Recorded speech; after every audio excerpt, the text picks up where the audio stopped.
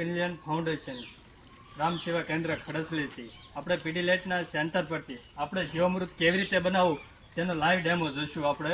અહીંયા આપણે ખેડૂતોને જીવામૃત બનાવીને ખેડૂતને ખેતરે પ્રોવાઈડ કરી શકીએ છીએ. જે ખેડૂતને જીવામૃત માટે ગૌમૃત છાણ ને એવું ન મળતું તે આપણે ગૌશાળાથી લાવી અહીંયા બનાવીને 200 લીટર બેરલમાં ખેડૂતોને આપીએ છીએ.